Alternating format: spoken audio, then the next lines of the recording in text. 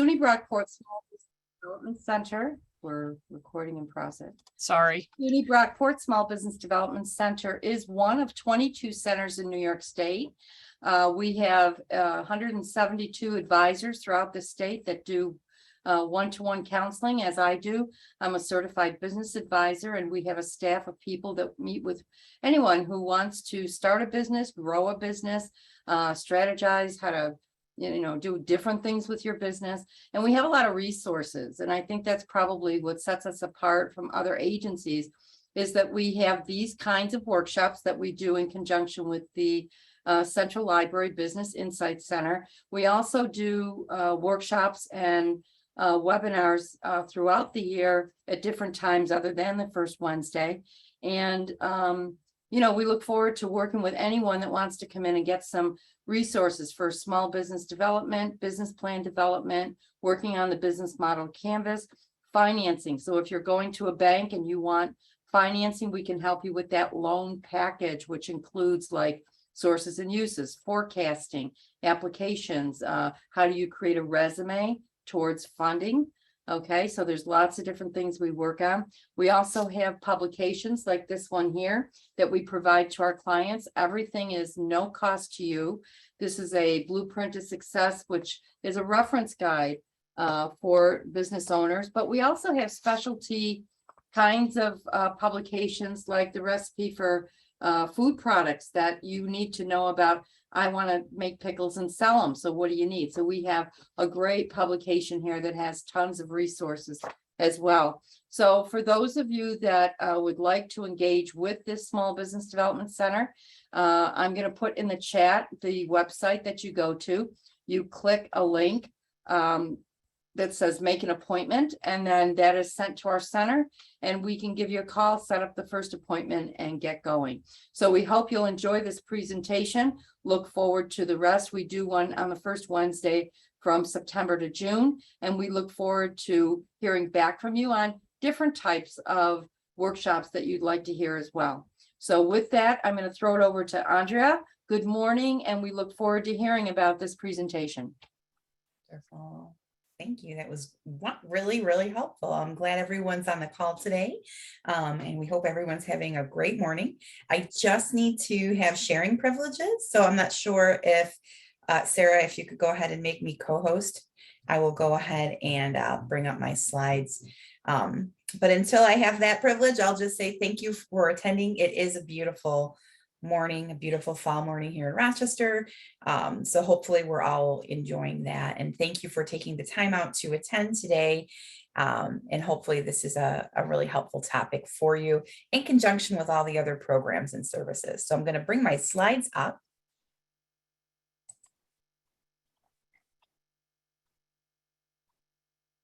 I hope my presentation, I just had it set, and I have this.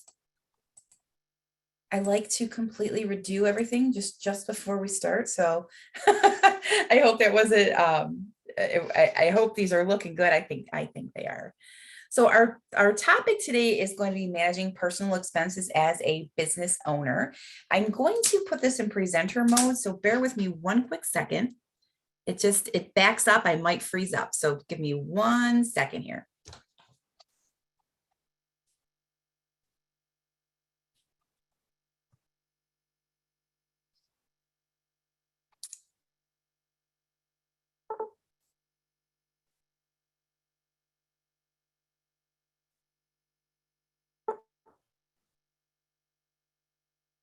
Perfect. Hopefully you can see my slides and you can hear me okay. Are you able to see the slides? Yes, perfect. Wonderful. So I work for Consumer Credit Counseling Service of Rochester. Some of you may have heard of our organization. Feel free to place your virtual hand up if you have. If you haven't, I will update you on who we are and what we do. I'll update all of us on who we are and what we do and where we come into play. So Consumer Credit Counseling Service has been here in Rochester for 52 years. And we are a nonprofit organization, and we're the only locally based nonprofit credit counseling agency here in the Rochester area. And we've been partnering with the library system, Business Insight, for years. And we also have been partnering with the Small Business Development Center. We're offering some new type of counseling, and we have some new funding to offer more support and more assistance for small business owners. So that's just a little bit about how we got connected. I'll tell you a little bit more as we continue to present, but our focus today is really on the personal side of things, especially over the past few years, during the pandemic, which I think is still kind of out there, of course. I know that businesses have suffered, not all of them, but some of them, or starting a business could be a little bit more challenging. But even pre-pandemic, I know that managing our personal expenses can come second, to managing our business. But we're going to talk about how to prioritize yourself, and your own expenses and your own financial goals while being a business owner. So our focus today will really be more on that personal side of things. If you attended our workshop last month, we were talking more about credit and establishing our personal credit to help enhance more business opportunity for lending and all of that good stuff. We did that last month. So today, this is what our topic is going to be about, managing our personal finances.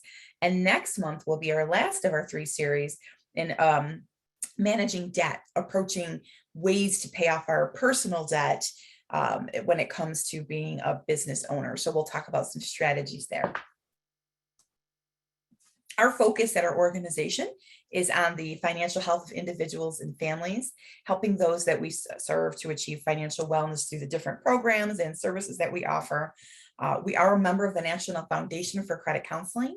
We're also licensed by the New York State Department of Financial Services, and we are a HUD-approved housing counseling agency. This gives us the opportunity to facilitate different housing counseling for different needs, and we'll talk about that as well toward the end. We're also a member of the Better Business Bureau with an A+ rating, which is wonderful. We do try to partner with them semi-annually or quarterly to do different workshops and topics about like what's going on to protect people from scams in our community as well, and more. So just a little bit about who we are and what we do. And as far as our chat and my contact info, which I will give you, I will send over a PDF of our slides today to our presenter, which they can provide you with in the next few days. And my contact info will be in there. So if you want to email me, you can do it. And if you don't want to email me, don't worry, whatever you want. So here's our topics. We're going to talk a little bit about financial wellness. We're going to do a little financial wellness assessment. We're going to talk about organizing our expenses. We're going to talk about keeping our debt in check, and then we'll review the programs and services we offer. So if people do want to get connected or do need that support, we can tell you how to easily do that. So the first thing I have are a few trivia questions. So I'm going to keep this interactive. So hopefully it's okay if we put some data in the chat. So I'm going to ask you 6 questions, and they're all pretty much percentage or 1 in 5, 1 in 20 type based questions. I just want to gauge our knowledge and keep us interested in our topic. So our first question: 1 in blank Americans have more debt than savings. So this question is more focused on not necessarily like mortgage debt, but maybe creditor debt, loans, things like that. So 1 in blank Americans have more debt than savings. What do you think? What do you think? Anybody want to pop anything in the chat box? Okay, I see some things in there. Wonderful. Let's see what we got. All right, good ones. I see 2, I see that. All right, I think someone got it exactly. Ready? Let's see who it is. It could be more than 1. 1 in, oh my gosh, 4. 1 in 4 of us have more debt than savings. And when it comes to operating a business, owning a business, whether it's a full-time thing, a part-time thing, sometimes we put our own, I can't think of the right, I can say our own spending plan and our financial plan, on second level, because we're really focusing on growing that business, which of course is key. but we really want to prioritize that. And we'll talk about some strategies of how to do that. But when it comes to debt and savings, it's a big stressor. It's a big worry for many people that we don't have that established. So again, we'll talk about some strategies to do, but know that if we are feeling this comments, we're not alone, when it comes to managing things like that. Ready? Second question. Only blank percentage of Americans are setting up a budget. Oh, the font is different. That's a fun thing. All right, what do we got? I see a couple in here. 25, 30, 10. Okay, good guesses. So here's what statistics show. Every time I do chat, I gotta refresh. 50%. So 50% of us are setting up a budget, spending plan, creating that system. And if we think about it, I'm sure most of us on the call have something set up. But if you think about how did we even learn to do that? Is that something our parents taught us? Is it something we kind of figured we had to do? There's not always, very rarely does anybody go through a formal budget training class. We might learn about different aspects of our finances as far as investments and retirement and insurances. But as far as a formal budgeting, not many people have had the opportunity to learn that, right? So I'd say half of us in this nation are setting that up. Blank percentage regularly have monthly expenses in excess of income. So let me just clarify what this means, because it sounds could be a little confusing. So what percentage in our nation do not make enough income to cover their day-to-day expenses, not extras, not debts, not things like that, just the regular bills that they have, which I guess could be debts. Any guesses on that one? It's a little lower than somebody might think, but it's still high for a nationwide number. Okay, good guesses, guys.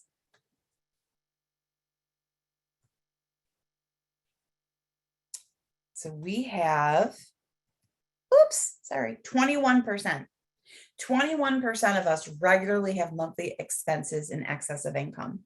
So, and I think you got real close to that, but the percentage might seem smaller, but it's still pretty big for, 21% of 21 out of 100 people don't have enough income to support their day-to-day expenses. That's why we could create debt. That's why we fall behind on bills. That's why there's so much stress around managing money, for sure. So we'll talk about strategies as how to resolve that as well. Blank percentage of Americans spend more than they earn. What do you think? That's pretty self-explanatory there, but all right, got a couple of them, got a couple more. Ooh, somebody's very specific.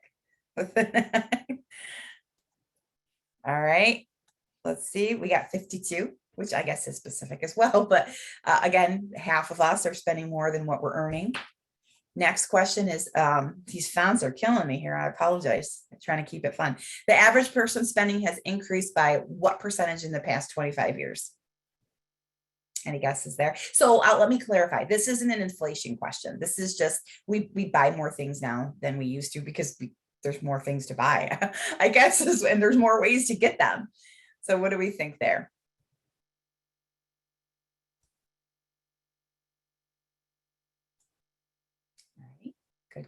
Good. So the number here that studies showed were about 30%.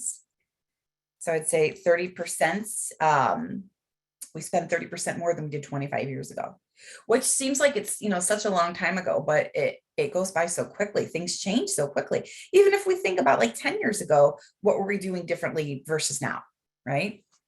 And then we have one final question. Oh, I guess it's not a question, it's a statement. The average American spends $1.33 for every dollar earned, which kind of coincides with that 52%. So on average, we tend to spend more than we earn. Not necessarily don't have enough to pay for our bills, but we tend to spend more money than we realize. And with these questions, it's not to say we shouldn't do this. This is good, this is bad, this is wrong, this is right. That's not what we're here for, right? We're here to just make awareness of how to do things better to reach our financial goals. But I think that sometimes bringing those statistical questions in can help us realize that, we're not alone. It's not about being perfect. It's about being better and knowing what resources are available, and with our focus today, it's for our self-employed businesses. So let's just read. I'm just going to go over a few, we like to call them, are like money mantras and advice and all that, but it does take discipline to stick to a plan, to any kind of plan, whether it be our business plan, whether it be our financial plan, whether it be a health plan for ourselves, to improve ourselves. It does take that discipline, right? So we want to recognize that right from the start, and to be effective with managing our personal dollars, we want to have that positive motivation. So having financial goals is a really helpful tool and a really helpful starting point. I really believe it. I think sometimes this is a missed point when it comes to managing finances. When we're taking a workshop or we're trying to change things or look at things, we might go right into the numbers, which, yes, it's part of it. But the first part is getting our mind right and figuring out the purpose. Why? What is it that we're trying to do? Which, I bet we're pretty good at. If you are looking to own a business or you currently own a business, that's probably one of the first questions you ask yourself there. So when it comes to prioritizing our personal spending and our personal finances, think of it in that regard. What is the purpose? What do I want to achieve? Those goals are going to help give us direction. They're going to give us that purpose. And they're also going to help us to get better at more mindful of certain expenses. But if we're more mindful of our spending, naturally, other positive things occur. Our credit rating may get better. Our debts might be lower. We might become a bit more savvy when it comes to spending or saving, or what's even going on in our economy, in industries. I know it sounds, a little deep, but making that little bit more awareness can really make a big change along the way. So one question we want to ask ourselves when it comes to our goals is what is financial wellness? So the determination, here's what we found here, and I feel pretty comfortable reading this. The ultimate goal of the work you do is to help you improve your financial well-being. Don't you think? I mean, maybe some people might disagree, but that's a big part of it. It's got to be the top three things. We might be doing the work we do. And I think, we might be doing the work we do or we want to do because we love it, right? But if we love it and we're good at it, that can help our financial well-being right there. So that's a big part of it. And financial well-being, to kind of summarize it, it just means how much your financial situation and money choices provide you with security and freedom of choice. Part of that security means it doesn't mean I have to have a perfect portfolio and distinctive savings and projections and all of that. I mean, yeah, that could be helpful. But part of that financial security could mean I can sleep at night because I know my bills are paid. I know, that I have a plan in motion. So I just wanted to kind of point that out. It could mean different things to different people. To me, it means reducing the stress and having a clear vision of where I stand, right? But it could mean different things to different people. To have control, here's a few more, have control over day-to-day and month-to-month finances, have the capacity to absorb an emergency or a financial shock to the best of our ability. Do you know that most people don't have that? The way that we absorb financial shock is by using credit, which, yes, is a tool designed to help us in those circumstances. But, if we could have a plan beyond that, it could help us to avoid unnecessary debt or unwanted debt. So just something to think over. Also being on track to meet our financial goals, continuing to kind of revisit those, and having the freedom to make the choices that allow you to enjoy life. So when we're talking about creating a plan, we talked about like where our mind is, and this is just an extension of that. Like, ask yourself these questions. And, usually when we're in a workshop, we get real open in discussion about it, but let's just think about it, in our own minds. Like, what do I think about a budgeting or a spending plan? Sometimes people don't like it.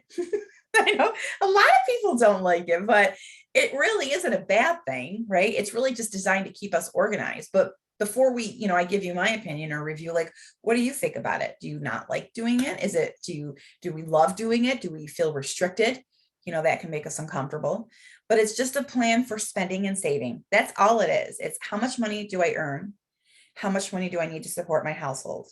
And if I have additional funds beyond that, what am I going to do with that? right? So hopefully that's the case that we're in now or will be in, right? But those are just things to think about, and trying to make it a positive thing. You know, if we make it an overwhelming thing, which we may be doing subliminally, that's the subliminally and not always recognizing it.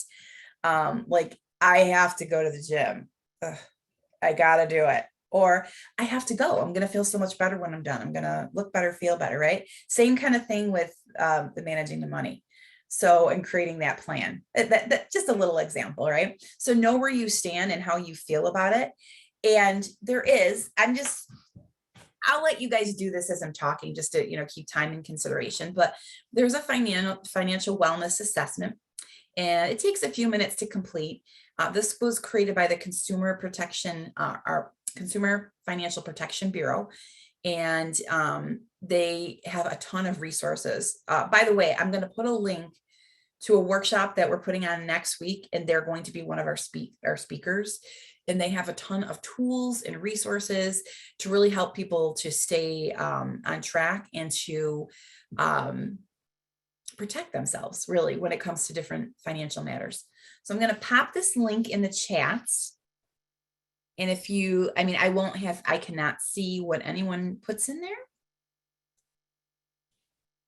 You don't even have to do it if you don't want to, but I think it could be a good start, especially when, we're thinking about our own finances. It asks us questions about where we stand, but not only where we stand, but what we think about things. So feel free to go ahead and take that. I'm still going to keep talking while you're taking it, or you could take it at the end of the session, whatever you like. You'll get the slides, so you have the link, but it might be a nice complement to the workshop today. Typically, the average well-being score is about 54%. And it's important to know where we stand when thinking about opening a business or currently managing one, when it comes to that financial wellness purpose. And one thing, and not that I know everything, I don't even have a study or statistic to show this, but I've done a lot of counseling sessions over the years, and I've done many with individuals who own businesses on many different levels. And there's, people who are really successful at their business, but it's their personal financials that are stressing them out. Maybe they're not realizing how much debt they've created. Maybe they feel like they have so much more income, or people think they have so much income. And, one thing I've seen over the years too is, trying to help family members, trying to help friends, which is great. But just, knowing your limits. I kind of wanted to put that out there, because doing the counseling I've done over the years, that's one thing I've come across too, is that Andrea, I'm sorry. We had a question in the chat. It just says, what defines major in terms of the first question? I don't even know what I can't remember what the first question is, but I would say major. If it's says major expense, I would think anything to do with housing, or anything to do with something completely unexpected, if it's indicating expense. So I don't remember all the questions, so sorry about that. It says I could handle a major unexpected expense. I guess it really up to yourself to define what you would consider major, but what I would consider major would be anything over $1,000 that I wasn't expecting to pay, like a car repair, a home repair, a medical expense. I threw 1,000 out. It could be even less than that, really. Things like that. But I guess that question would really, you would want to, define what would be major for your own situation. I think the Ian hurricane through Fort Myers would qualify as an unexpected major expense. We have employees. We have an employee out there, but she was okay. But I would agree with that, Gina. Just hope everyone's doing well. All right. Any other questions, Sarah? Jennifer Burns? Any other? Yeah, that would be it. Thank you. All right. So we're going to revisit these, getting ourselves a plan. So this is the stuff you probably know or probably have done, but let's pretend we've never done this. But let's start fresh. If you're feeling especially if you're just starting a business or planning on starting a business, let's look at these slides as if we've never done a budget before. Okay. So the first thing we want to do is we want to get our mind right, see where we stand, but we need to create some kind of a goal, some kind of a purpose. Gives us that motivation. Maybe my goal of managing my finances is to pay off my debt. Maybe my goal is to save for a home. Maybe my goal is to go on vacation, right? And link them to things that give us the utmost of importance. Do I want to pay off my debt because it links to my family goal? It links to my family goal of having a home for them, or buying a home because I want to pay off my debt. You know what I mean? So, is it a goal for health? So whatever it is to you, when we're creating financial goals, we really want to think of like what is of the utmost importance to us.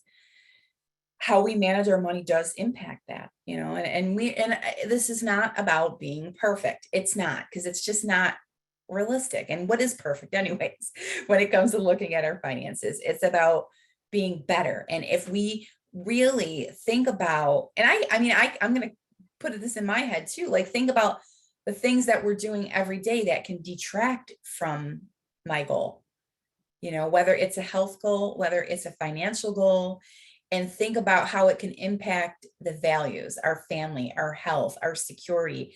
What is it? Sometimes we got to like pull ourselves back and say, I don't think I'm going to make that decision, because it's not going to, not only is it going to not let me reach the goal I'm trying to reach, but it's not going to be a good example. And it might go a little deep, or it might not be a good health decision for me, right? So just thinking about that. And then thinking about one thing I do want to mention is, because sometimes we'll do our workshops and to all different audiences and for all different purposes. But one of the biggest questions is like, I don't have enough funding. I don't have enough money, to create these goals. Still create your goals. We still want to have something that we're working for. If we have anything coming in, we can make it work for the best of us and continue to work on that as things progress, right? So just a little tip there. Yeah. Andrea, could I jump in for a minute? Sure. I think especially as our kids get older and things, unexpected expenses when they come back to the house and, they need money from the bank of mom, can be something that can derail a budget. It can derail your goals, and it's hard to say no to the kids. So I think that consideration often needs to be addressed, because we always say yes. Oh, she needs tires. Well, we can't have her driving around. Versus sitting down and saying, well, why don't you have the money?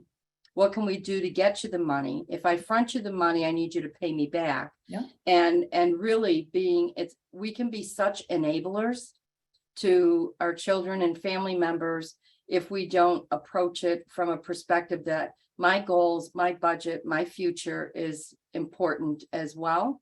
Mm-hmm. So I think that's a consideration when we start talking about those unexpected expenses. And, I'm in a situation, one of my goals is to get credit cards paid off by June of 2023. Mm-hmm. So one of the things I've started to do was I'm collecting, this sounds terrible, but I'm collecting bottles from all over.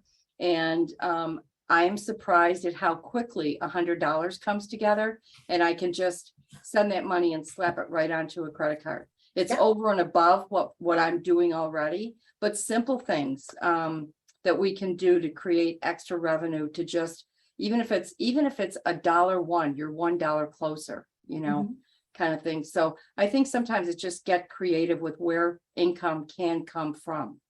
Yeah, I agree. Thank you for that, Gina, too. And I think that what you said is a perfect example of values too, like what's truly important to us, considering those financial goals, because sometimes it is hard, to say no. I feel the same way for sure. When we're creating, but just like this, you've said another thing that's going to go right into this, but like getting specific. So Gina has the goal of paying off her credit cards in June of 2023. Let's get specific about that. So if that's a goal that we have, figure out how much we need to save per month, per pay period, however you're comfortable with doing that to get to that point. And we prioritize that and we write it down in our expenses, as we'll talk about, just as if it's any other bill, right? So write it. There is, I can't think of the right word, but there is something with our mind. It's not the right word, but that when we're writing things down, it makes it more real. We're developing a plan. And I think that if I know I do, and I know I'm not alone, is sometimes we could write it down, but we never go back and revisit it. You know, we might get everything all organized and have the plan, but staying consistent with that plan, you know, whether it's on a monthly basis or whatnot, right? So those are just a few tips. And then here, I talked a little bit about this. I'm not going to go too deeply into this, but, you know, paying our bills on time it's a goal, but, you know, it's not considered a financial goal, but more of an outcome of creating financial goals. I don't know if that makes sense or not, but just a little bit there. So starting your plan, let me just check the time really quick. I believe we have an hour. So starting your plan, know how much income you make on a monthly basis. I know this is not easy for all of us, depending on your situation. Some of you might be working full-time jobs and having the business on the side. Some of us may have had our business for a while or just starting. So I know that's not an easy to do. But because it's not uncommon, you know, for income to be sporadic, especially in the first few years, but let's try to average out what we have a month to work with from any source, whether it's coming all from self-employment, our other income, other household income, and kind of work from there. And there's 3 types of expenses we're going to review. Remember, we're starting from scratch here. Fixed, variable, and periodic. So it's important, especially as us, not me, but us as our group, managing a business, owning a business, not to underestimate how much we're going to need for our personal expenses, because that can sometimes be a very common, I hate to use the word mistake, but I guess I'm going to, is if we're not giving ourselves enough of what we're going to need. I mean, we don't want to go crazy and overestimate too much, but if we're not estimating enough of what we need, it can throw off our plan. And then we can start like using more credit or, you know, creating more debt or dipping into savings or creating frustration.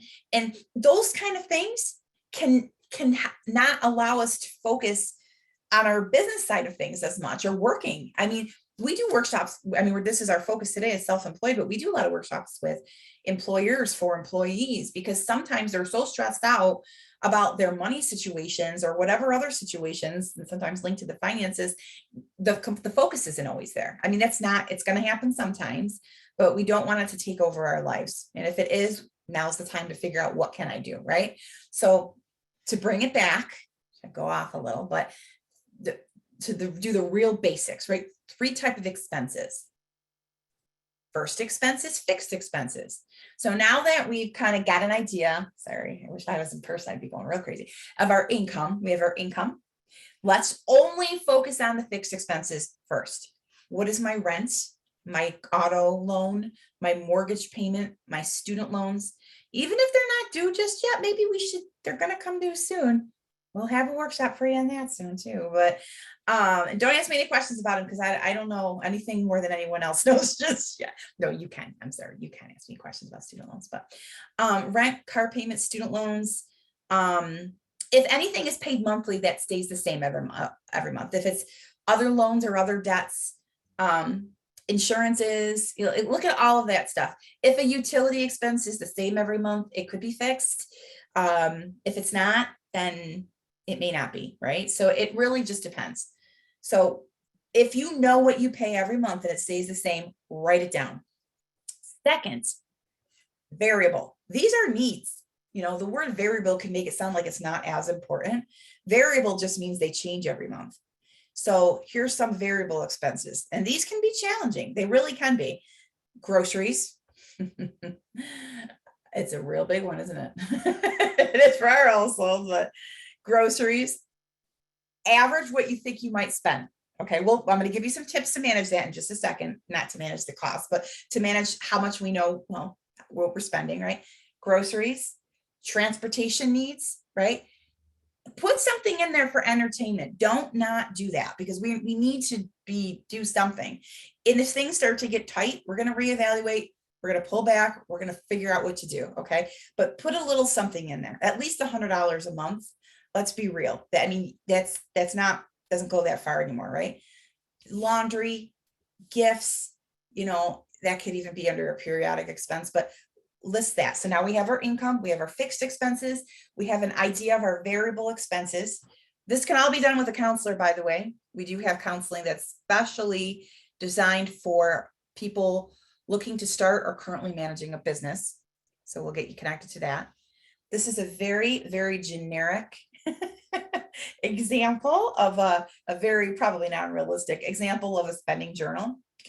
There's apps, which I don't know of any. I know that there's you need a budget, YNAB. A lot of people like that. If you use that, if you use any apps that you think could be helpful, pop them in the chat, as long as, you know, they're not stealing our identity and all that good stuff here. But, you know, we could do it how you like to do it. Do I like to write it down? Do I want to look at my receipts? Am I going to look at am I going to look at my orders on, yeah, dare I say Amazon or any other account we're looking at for the past year, right?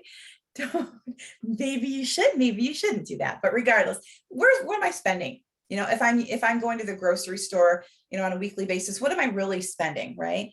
And it's not to say don't do this or don't do that, but let me just get an idea. So that might help us revise some of those numbers as needed, or it can help us maybe try to reduce in areas that we're able to. Now here, the next expense is the most forgotten expense, periodic. Someone said it earlier, the first question was like a major catastrophic expense, right? Or an unexpected expense. We know, there's all kinds of things. They catch us by surprise. I mean, there's so many different ones, but just to kind of keep it in some kind of category, a medical expense, a car repair, a home repair, an emergency expense, things like that. There's two ways to approach those. I typed this quick, so I hope I didn't mistype anything, because this is an additional thought that I always say, but I'm like, let me just write it out.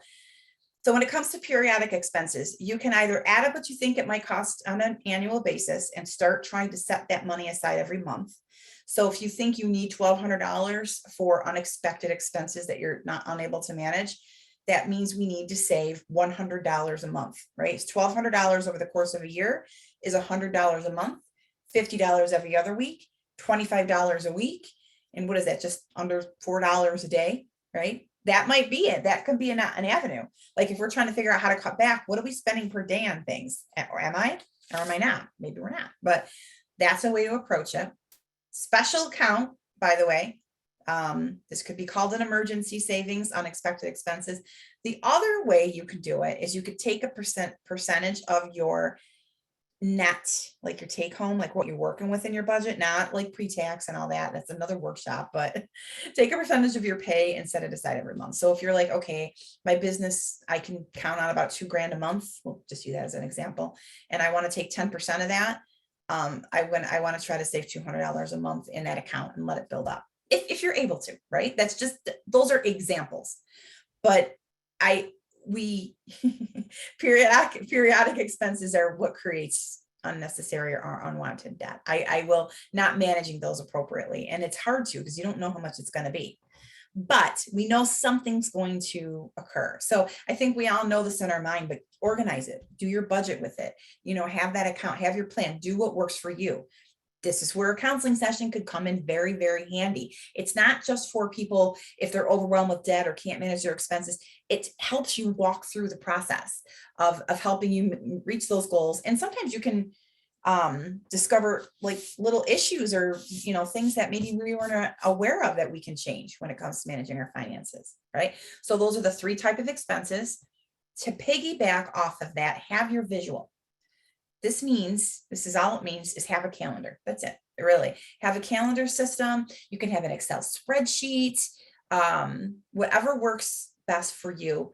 I know that we did use one through the National Foundation for Credit Counseling. I know there's a lot of downloadable versions. Just be careful what you're downloading.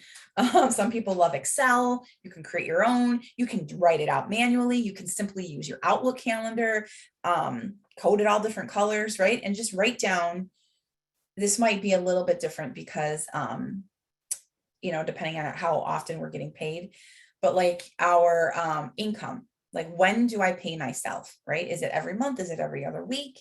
Are we not there yet? But how my income, and then what bills are due, but not just what bills are due, what bills, what expenses do I have? So I might know that my mortgage is due on this date, my car loan's due on this date, but I need to set aside that periodic money for savings, or, this gift is coming up, it's someone's birthday, like put it on our calendar. And then when it's organized, then it's a good idea to find ways we can start to reduce those expenses. But these are the strategies we recommend: getting our mind right, creating goals, developing your plan, and other things to keep in consideration. Separate, I don't know if that's spelled, separate expenses, envelope method. I feel like that's wrong.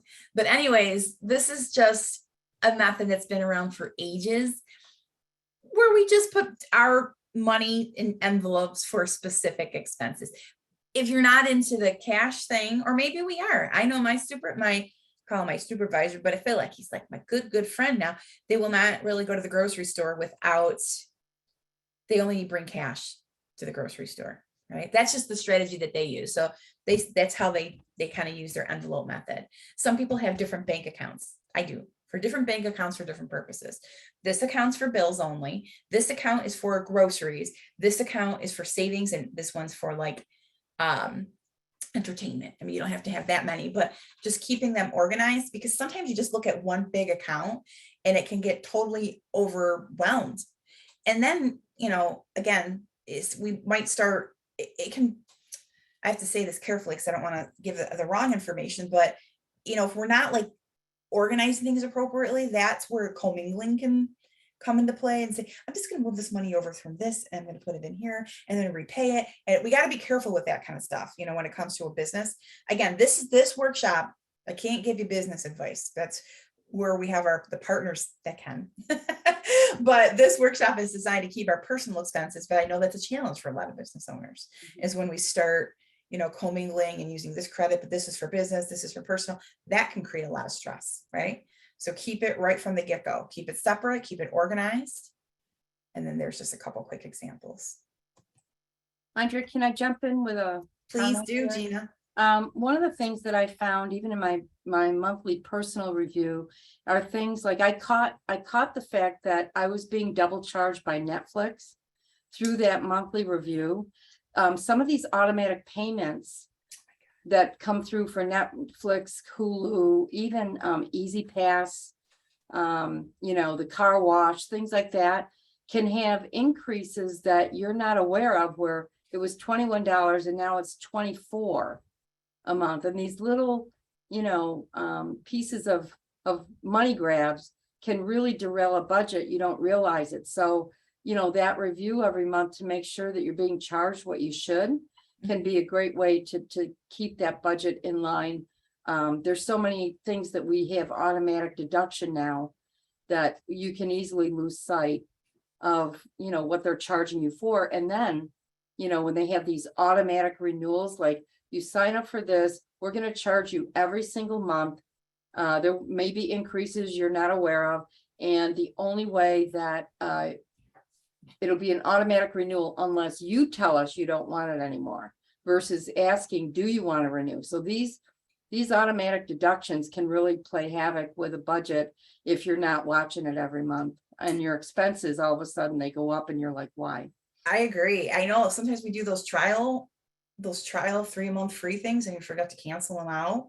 So that's definitely a good point, especially if they're charging you twice for something. I had an issue where I was being charged for additional insurance on my phone that I didn't need for years. It was a very minimal amount, but it added up to be over $100, and I just didn't catch it. And I caught it, but I lost a little bit. So thank you. So continue to save for your goals, save a little every month. So here's some examples. One big one that we'll focus on is like saving for retirement. Not that this is retirement advice, but just a few tips. But first, we're going to make sure make sure we're trying to set aside for emergencies. We know we have to do it, but people don't. We just don't. More people will depend on a credit card. But I would say definitely something we want to do to try to, create that plan to do it. Another thing is for our financial goals, right? So retirement, many self-employed individuals don't save for retirement. I know them. I know people who they have a ton of money. I shouldn't say that. People think they do. They're perceived to. I'm pretty sure they do, right? But they don't have anything set aside for retirement. The way that they're planning on retiring might be, liquidating things and having that, which is great, right? Again, another workshop idea, but make sure you have some kind of a plan. No, open up an IRA, start saving as early as possible, even if it's something systematic. And then again, like I said, this is not something we could give advice on, specific retirement advice, but know that you have to have a plan, work with the specialist.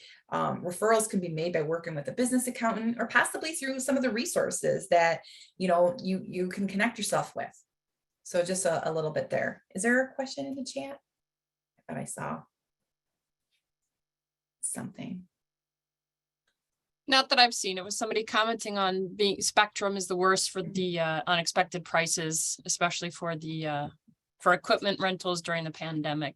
Okay. Spend wisely. So this is not a workshop about saying don't do this, don't do that. These are just tips saying let's be mindful, let's have a plan, and let's create some joy in our life, really. And it's not always about spending. We know that. Keep tabs on your taxes. Again, not a tax workshop, but we need to be aware of what our responsibility is for our self-employment tax or business tax or wherever we're going to stand, because sometimes we need to know about that before we can start creating our own personal financial goals. So there's a few, recommendations there, but our comment would be make sure you know where you stand with those. That not necessarily a personal expense, but it might enhance the way we manage our personal expenses or design them to ensure those taxes are being paid. Avoid creating too much debt. A lot of times business owners may rely on credit in the early years to help them get established. So it's not necessarily the worst thing, but we do need to be mindful about what's going on there. Just like Gina said, like, what are we buying? What's going on? What's automatically coming out that I forgot about that I don't even need? Right? And how much is it really costing me? Credit could be, there's like a psychological impact when using a credit versus cash. And we're going to use credit. It's part of life, I think, especially as a business owner, but we don't want it to feel so excited about it and not mindful about what's being spent that, I'm not saying that's the case. I just know that those are emotions we can experience when managing credit and debts. We don't want to get stuck in that trap of spending. And if we do, we want to recognize it. We don't want to beat ourselves up. We want to recognize it and, reevaluate our expenses or reach out for help. I mean, our organization does this. People do get overwhelmed with money, and sometimes you just need a checkup. Just like we go to the doctors for a checkup, sometimes we got to talk about our spending as a checkup, right? And know where we stand. Read those statements, know what your interest rates are, get familiar with those, be sure we're paying on time, and we don't want to commingle our money. I feel like that was spelled wrong. So credit report. So our next workshop, last was credit. The next month, we're going to talk about defeating debt, really. But to know where you stand with your credit, you can pull your report once a year. We have Equifax, Experian, and TransUnion. I'm just going to show you a few slides on how to use the annualcreditreport.com. If you haven't, I know there's a lot of sites and things like that people use, but this is like the site to go to. It's free once a year. So request your free report, fill out your application, pick which one you want to see, and it will bring yourself to whatever one. If you're unable to, it will ask a few questions to confirm your identity. If you're not available to or not able to answer those questions, you can simply request it by mail. Not only should we be keeping track of our credit report, for our own purposes, but, or I shouldn't say it like that. We should be keeping track of our credit report, number one, to keep track of our own expenses, keep track of the debt, be sure things are being reported accurately and on time, right? And secondly, to make sure there's no fraudulent activity. I don't have a statistic to show, but I know that, when you're out there as a business, you're more out there. We could be more apt to have fraudulent activity, on different accounts and things like that. We've got to really keep a special eye on that. Make sure no one's opening up credit that you're not aware of. Again, if you need guidance, looking through that report, talking through ideas, please, that's what we do. So continue to educate yourself. So this is, I love doing this and I'm glad, I hope this was helpful, but we have wonderful people on the call. We have Gina on the call. We have Jennifer Burns or Sarah on the call. I mean, these are resources locally and they can connect you with more resources, and not just resources, but education. Things change. You know, we might have taken a workshop. Maybe you want to take the same one again next year about, you know, different marketing strategies or ways to save money, because we want to keep ourselves fresh, right? So you don't need me to tell you that, but we will remind ourselves of that. Obviously, you're here doing this, so that's exactly what we're doing, but keep it up. And here's a few resources. Again, you'll get the slides, so you'll have these links. I'm sure you already have these considering you're on the call today, but. If So I can this is a- interrupt you, if you don't mind, there was someone in the comments who just said we were taking owner's draw in the beginning of our business. However, that means no social security. It saves money on payroll taxes in the short run. However, we now put ourselves on payroll to make sure we get social security income when we retire. Oh, And then see we that. have, yep, Good. sorry, go. Good. Sorry. Yeah, nope, you're good. And then we have a question and then Can I address another, that? yep. So an owner's draw means that you're pulling money out before the year-end reconciliation, because you'll do a Schedule C or a tax return at the end of the year where there will be a net income. All right, that net income, you do your self-employment taxes, which I believe is 15.3% of that net. That is your social security. That is your contribution to your social security. And that's, you know, and that's where people run into trouble if they claim all the deductions and they never have a positive net profit. You know, going to payroll can be helpful, but keep in mind that the self-employment tax is part of that social security money that you're paying in. And then Andre, we had a question about someone, you mentioned WNAB. Can you explain that, please? Let me read that question. Let me read it. WANE. YNAB, I'm sorry. Oh, I'm so sorry. YNAB. This Yeah. is me trying to say that. You need a budget. So there's an app, YNAB is the official name. You need a budget. So that's an app a lot of people like to use. And I went on it and it's legitimate. It just helps people to organize their expenses and people seem to like that one. So YNAB, you need a budget. Thank you. So you're welcome. So just to summarize, if people do need that support to get in connection with us, to kind of complement, you know, where we stand with everything, we're available Monday through Thursdays from 8 until 8, Fridays from 8 until 5. We are committed to providing that guidance to help you achieve that peace of mind. Sessions are booked for an hour, and you could be overwhelmed with debt. You could be not overwhelmed with debt. You know, whatever. If you feel like you just need a little bit of support when it comes to managing your finances, it could be a nice complement to the goals you're creating. But keep in mind, a lot of people do get overwhelmed with credit card debt or just any debt or just managing expenses as a whole.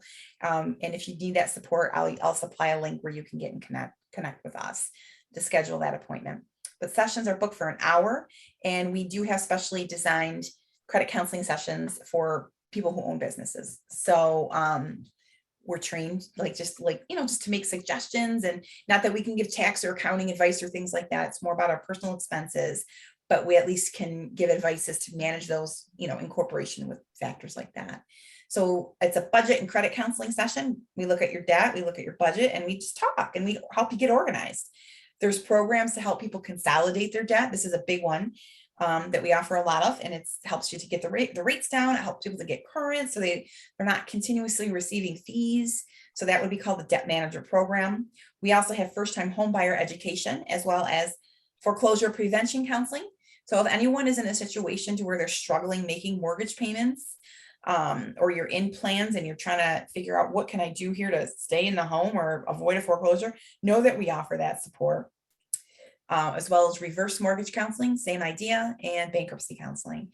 And then one more slide is, this is a big part of helping individuals with one-on-one, you know, expenses is the financial empowerment counseling. So this is a program that was created in late 2019, and it was launched in early 2020, in April of 2020 to be exact, which was lots of fun. But this provides free one-on-one financial counseling as a public service.